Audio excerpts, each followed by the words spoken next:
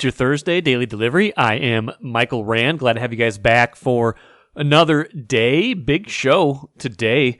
Dr. Lewis Kohl from Hennepin Healthcare, an interventional cardiologist, will join me here in a little while to help us kind of sort through the science and the medicine of what might have happened to Damar Hamlin a few nights ago on the football field when the Buffalo Bills safety went into cardiac arrest. Dr. Kohl, a lot of experience with similar types of things, can help us kind of understand what might have happened there and give us some perspective going forward. So really enjoyed a conversation I had with him and wanted to share that with you. Some drama with U.S. soccer. I'll get to that at the end of the show. My goodness, this is better than a soap opera, although a lot more serious than a lot of soap opera plot lines might be. Got to check in on the Wild here in a minute. Some thoughts on head coach Dean Evason and the job he's doing this year. First, though, what did I miss? Wolves win their second straight game, 113-106 over Portland at Target Center. D'Angelo Russell back in the starting lineup after his illness the other day in their victory over the Nuggets. But D'Lo does not play the last 9 minutes of this game. Chris Finch goes with the closing lineup that includes a couple of guys that maybe weren't necessarily, aren't necessarily always starters, including Taurean Prince. He had Austin Rivers out on the floor. Wanted more of a kind of a defensive style of lineup. Had Rudy Gobert out there, of course, Anthony Edwards and Kyle Anderson. A lot of versatility there, a lot of playmaking, a lot of takeover in that game from Ant. He was tremendous down the stretch. I think he had 13 points in the last 5 minutes of the game. But the thing that kind of stuck with me from this game is this kind of sudden notion that you should play your best players, not necessarily your best players, you should play the players who are playing the best that night, who give you the best chance to win at the end of the game. Why is that a novel concept? I'm not sure, but it seems like it certainly was somewhat for the Wolves this year, that they had their starters, they had their five that they were going to go with at the end of the game, no matter who was playing well at the end.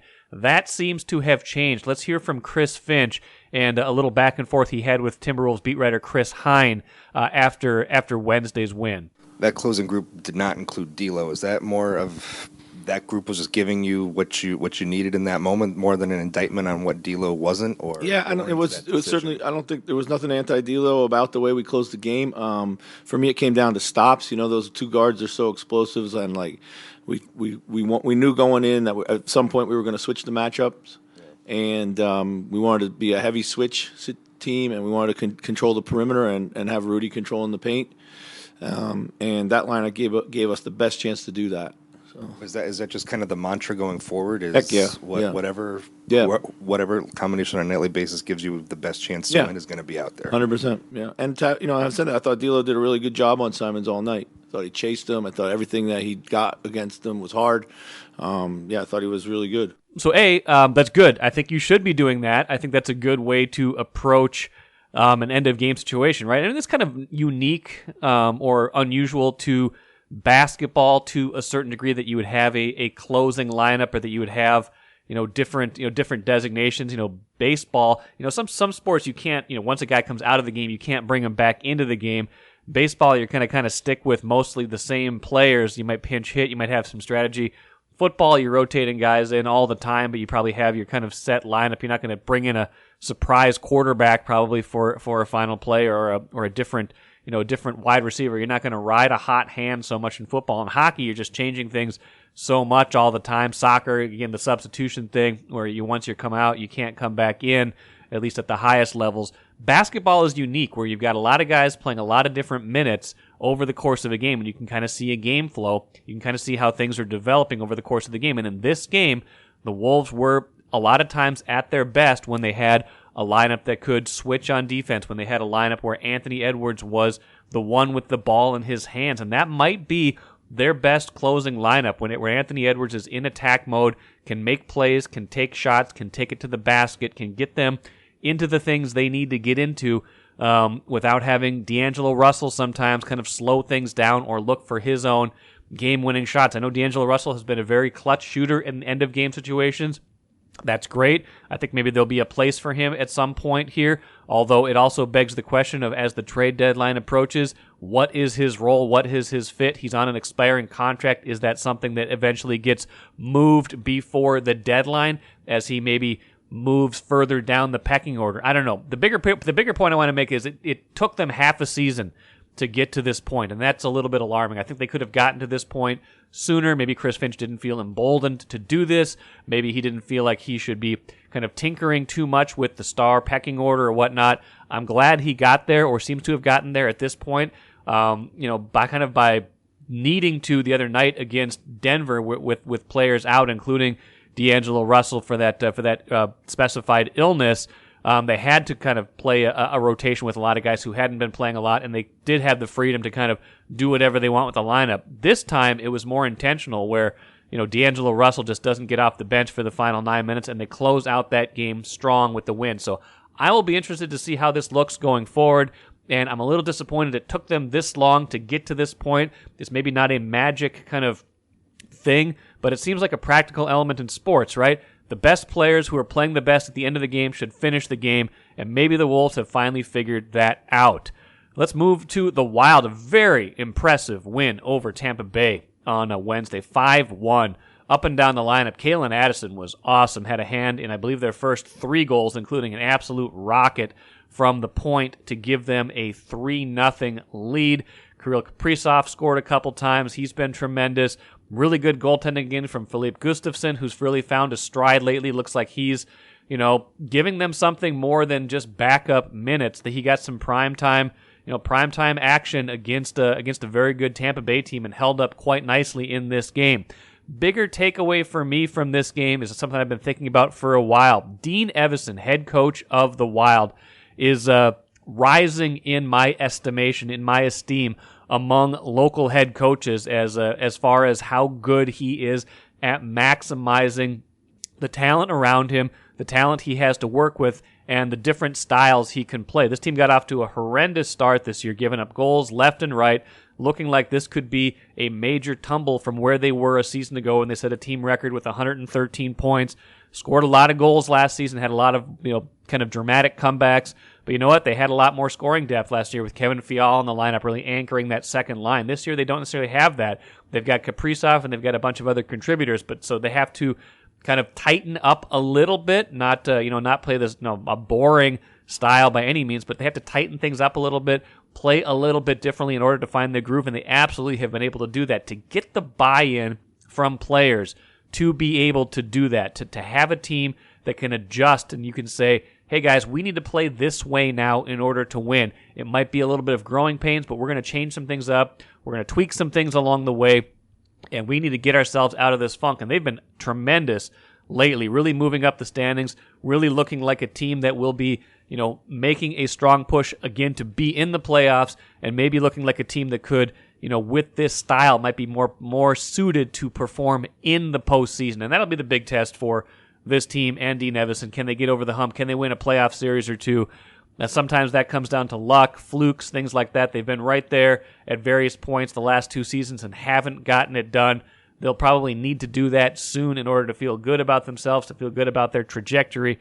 But to get from where they were at the start of the season to where they are right now is impressive to me, and I think we need to give Dean Evason some kudos. He's one of the best coaches in this market. He's, we've got he's got some competition for sure. There's some good coaches in this market. You can look at what Kevin O'Connell's done at being 12-4 already this season in his first year. Cheryl Reeve has won 4 championships with the Lynx. We're not going to, disregard that or discredit that. I'm just saying Dean Evason is rising in my estimation in terms of what he gets out of players and what this Wild team has been able to accomplish this season, because it did not look good at the beginning, and it looks very good right now. Take a playcation to Mystic Lake. With 24/7 gaming, the good times never have to end. And you can satisfy your cravings at our restaurants and bars. Or relax in one of our luxurious hotel rooms. Those that play together, stay together. And don't forget to join Club M so you can spark new memories and bask in the rewards along the way. Follow the lights to Mystic Lake, where every day is play day. I am very happy to be joined today by Dr. Louis Kohl, cardiologist, interventional cardiologist with Hennepin Healthcare. He's going to help us hopefully understand a little bit more about what happened to Damar Hamlin a few days ago and what the recovery for the Buffalo Bills safety looks like.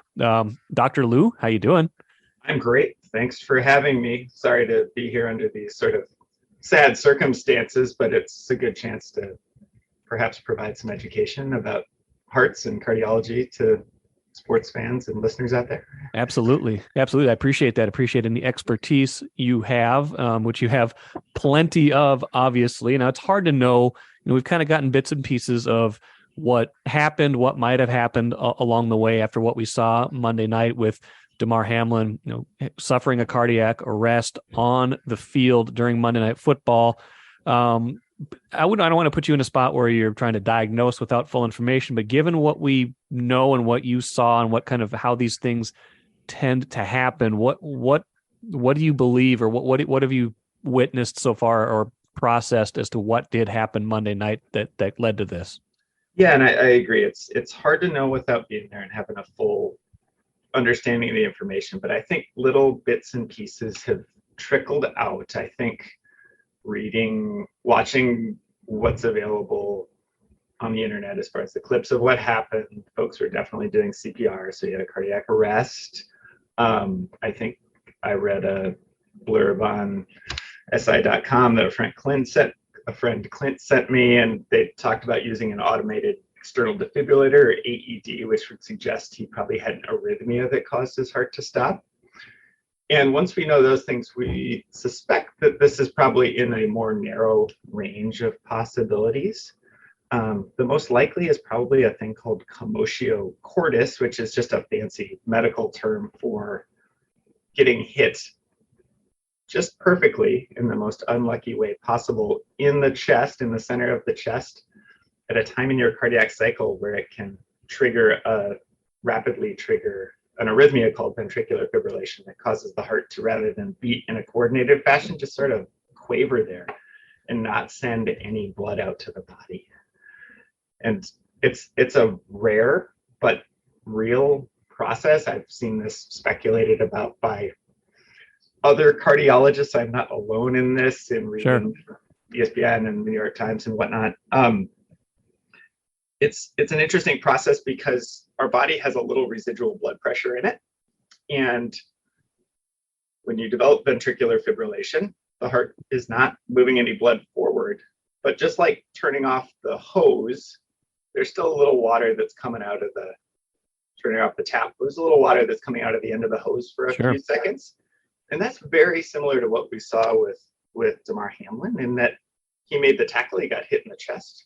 He was able to actually stand up for a second, and then in a very scary, concerning way, just fell over like he wasn't getting any blood flow anymore. And that's the time frame would be right. And what seems kind of shocking about this, and I think you alluded to it, I mean, football players take big hits all the time, but this did not seem like something that was anything out of the ordinary. So, you said rare but real. I mean, how do you kind of characterize you kind of described the perfect storm of what has to happen for something like this? I mean, how rare would that be? I've seen like this doesn't happen very often. No, it doesn't. I've seen estimates of handfuls, a dozen, 2 dozen, 30 of these cases a year that are reported, and it happens in all sorts of funny situations. It does have to be a perfect storm. You have to get hit right in the right place. And probably more importantly, you have to get hit at just the perfect time. There's a very narrow window on the order of milliseconds when your heart is a little vulnerable electrically. And if you hit it there just right at the just right time, it can trigger this arrhythmia. And you hear about these things every once in a while. Kid gets hit in the chest with a baseball or a softball. The Athletic yesterday had a review of things like this where people have had cardiac arrests during live sporting events. And interestingly, a lot of them were actually hockey. There was the biggest number. It was still a small number, 3 or 4 or 5 during hockey, but sort of that same concept. You get hit just perfect with a hard wrist or whatever, right in the chest, right at that right time. And it can cause this.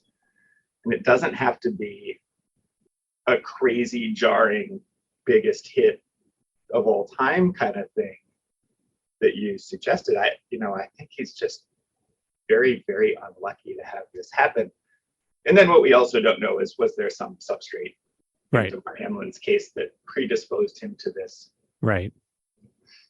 So I think you referenced our mutual friend Clint Roberts, who's been getting in both of our ears about this story. But it's a fascinating story, and I'm glad he is. This was more or less his question, asking what's the process for trainers, first responders, doctors when something like this happens? Because obviously you got to imagine the first seconds, minutes in a case like this, and a football NFL game is probably you never want this to happen, but there's a lot of people who are right there to help with the right equipment, but it's got to happen fast, right? It does, and that was the very heartening thing about this that we saw on the replays and on the TV, is that folks were out there immediately. It was clear to everyone on the field that whatever happened was really bad. Folks just don't fall over backwards like that for no reason. The EMTs, the paramedics, and the medical personnel on the field really rapidly went into what we think of as the chain of survival, assessing what's going on, at least at a rudimentary level to start, checking whether Damar was breathing, whether he had a pulse. And once they've established those things, I think it looked like they got to doing CPR right away, which is what we want to happen to make sure that there is some blood flow to the body and, most importantly, the brain. Okay. In those as fast as humanly possible, really, until we can do some interventions to hopefully restore a normal heartbeat. In CPR is quite good, and it's very important for perfusing the body, getting oxygen to all the parts. But really, there needs to be a second part of that. And it sounds like they used one of these AED devices, a defibrillator. Mm-hmm. This little computerized machine they hook up with these big pads, sort of like the paddles on old-time ER. That's exactly what it is, except it's got a little computer brain inside it. That does all the work for you. And it determined that he was in a rhythm that could be treated with an electrical shock. And frequently, if the rhythm is ventricular fibrillation, 1 or 2 shocks can restore a normal heart rhythm. And that's one of the things for folks who are out there. If you see someone pass out and you're at a place where there is an AED, call 911 to get medical personnel there. But if you are unsure, there's someone around who thinks the patient doesn't have a pulse, go get that AED thing and put it on the person. You don't have to be a highly specialized medical person to use that. It does the work for you. They're really smart. Wow, interesting. Now, obviously, again, kind of going back to what I said at the beginning, I don't want you to diagnose without full information, but generally speaking, what do you imagine has transpired the last couple of 2-3 days in the recovery? And we've heard even as of Wednesday, the family saying things are moving in a positive direction. We're starting to hear at least little bits of good information, but what do you think has gotten him to that point, and what's still going on right now? The typical thing when someone suffers a cardiac arrest outside the hospital is we get them perform CPR, high quality CPR, as the really great medical professionals did in that circumstance, get him transported rapidly to a hospital and stabilize him, as they did to the University of Cincinnati Medical Center. Frequently, in cases like this where the person doesn't just wake up immediately, it can happen, but it doesn't sound like it did in this case.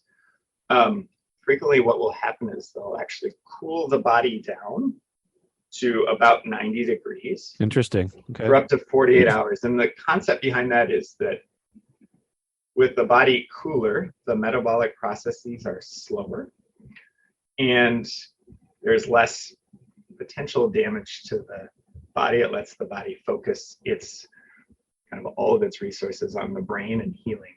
And that actually came out of folks who had hypothermia, fell in cold lakes and rivers, and they found that they could be cold and without breathing or a heartbeat for much longer periods of time than people who are warm. Interesting. So that's kind of our standard of care these days. Usually that takes that process of cooling the person down.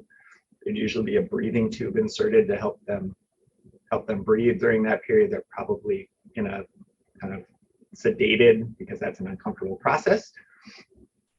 That transpires for a day or two, and then we sort of dial those all back. And it's not super fancy, but we check and see if the person is opening their eyes and responding to commands and so forth and so on. And I would imagine we're probably at about that point. The game was on Monday night, Monday night, and we're Wednesday. And so I would like to imagine, having my fingers crossed for Damar and his family, that tomorrow or even Friday, we start to hear even more positive signs that maybe he's waking up, maybe he's getting a breathing tube out. That would be a sort of a best case scenario. So I guess that kind of leads to my next question. Like timing wise, then, it's hard to say like, when are you out of the woods, or when are you okay? Or I'm sure the process is still ongoing, but you kind of sounds like those next steps would be, if Thursday or Friday there was, kind of a next step there where he was, awake and kind of getting into that mode. Is that what we're looking for? And then what beyond that? Yeah, I think the brain is still a mystery to us, and I think people who should have a great neurologic outcome should wake up and survive, don't sometimes, and folks for all accounts should not have a chance, wake up sometimes. But we just sort of need to wait on the brain. I would hope that in the next day or two, we hear that he's waking up. He has, being a 24-year-old pro athlete, on his side, that I imagine the physical toll of this, which will be immense, even for a pro football player, will take a toll on him. But really hoping that his brain recovers and is working normally. It would be great to hear that by the weekend he's awake. And then we get to some important, but some maybe more pedestrian, making sure everything's okay, checking some boxes to make sure that nothing else has happened, probably some testing to figure out how to prevent this from happening again, some cardiac testing. Sometimes we do cardiac MRIs and heart ultrasounds and things like that, depending on what is uncovered in the early stages of evaluation. A couple more thoughts for you. Dr. Lewis Kohl, enjoying this conversation, from Hennepin Healthcare, interventional cardiologist. Former player and ESPN analyst Ryan Clark tweeted, I think Tuesday, the next snap of a football will be one of the scariest snaps we have ever watched. Will this play alter the way you watch football? I mean, it just kind of feels like we're all kind of in this space where, like, wow, what just happened, and can this happen again kind of space. Yeah. I think I am sort of a nerd to this because I see stuff not exactly like this, but things not dissimilar to this frequently. I think that this will be very much in people's minds for a while. I think reinforcing that this was an unfortunate and rare thing, probably no different than getting hit by a bus or getting hit by lightning, is how I would frame it to other folks. There's probably as great a risk of head and neck injuries from football as there is from this really unusual cardiac event. So I don't think it's going to change how I watch football. But again, I am a nerd to this. I see crazy cardiac stuff every day. But if I was a young pro athlete who felt invincible because I'm a young pro athlete, and one of my colleagues essentially had a brief moment of what is honestly died briefly on the football field, that would be in my brain, and that would be potentially hard to get over for a time. I guess my last thought then is, I think I maybe know how you're going to approach this question based on what you just said, but this happened in an NFL game. A lot of lower level youth, high school, college. There's good support all around. There's, sometimes there's medical personnel, devices, staff there, but parents of players at any level, football, whatever might be reading some of these same things you're reading. Where like, hey, this is rare, but it does happen. You get hit in the chest with something, and probably have some safety concerns they maybe never had before. What would you say to someone who's saying, now all of a sudden I have one more thing to worry about? I can't take that worry away from those folks, and I think that's a very valid concern. But I wouldn't view this as a thing that changes the overall risk of contact sports. And I'm saying that in the broadest terms, Sure. whether it's hockey or football or honestly soccer or baseball or softball, stuff does happen. And I think this, unfortunately for Mr. Hamlin, very much goes into the super unfortunate chain of events, but doesn't suggest, maybe unlike head injuries, doesn't suggest that somehow football is more dangerous or extra dangerous, or this is some kind of hidden thing that we haven't appreciated before. So I would try to reassure folks, but at the end of the day, folks, I think, have to use their own good judgment or what they're comfy about and comfy with. Oh, that makes sense. We'll be following this story as it goes along, as I suppose you will as well. Dr. Lewis Kohl, appreciate your time so much today, and enjoy the rest of the snowy week we have, and take care, all right? Thanks so much, Michael, for having me. Thanks again to Dr. Lewis Kohl, Dr. Lou, as we might call him informally. Great job breaking that down for us, kind of offering some perspective on what happened to Damar Hamlin. Not a ton of updates Thursday morning from what I can see yet, but like Dr. Kohl said, maybe looking for some signs Friday over the weekend that things are progressing. So we'll be kind of watching for that and hoping for that, sending good energy his way, and obviously hoping for the best. We talked about this quite a bit on the Access Vikings podcast as well. That went live Wednesday afternoon. Some really good thoughts from Andrew Kramer and Ben Gessling, who cover the Vikings and have some deeper perspectives on the sport. So I hope you will check out that podcast as well. Let's finish with the cooler. Some drama, intrigue, soap opera style, U.S. soccer. The Reyna family, Danielle Reyna, Claudio Reyna, former national team member, and their son, Gio, caught up in this interesting swirl with the head coach of the national team, Greg Berhalter. Basically, they did not like the way Gio Reyna's playing time, and some comments about from Berhalter were made about Gio Reyna at the World Cup. And essentially, I don't know if it's blackmail. I wouldn't use that word.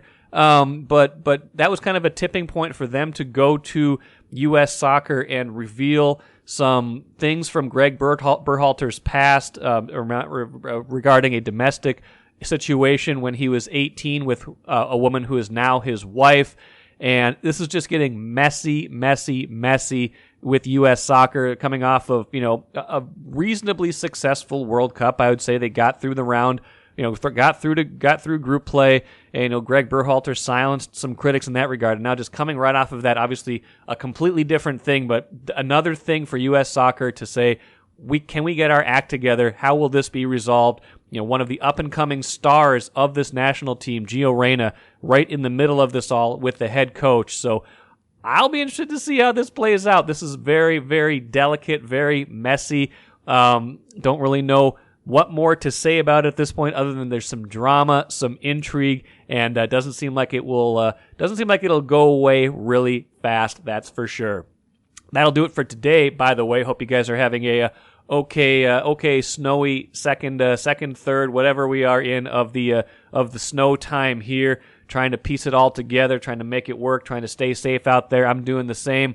Should have Ben Gessling on Friday's show to talk Vikings heading down the stretch here. Last regular season game, gearing up for the playoffs in a little over a week. So I'm sure he'll have plenty of perspectives to share with you on Friday's show. Thank you so much for listening. I'm Michael Rand, back at it again tomorrow.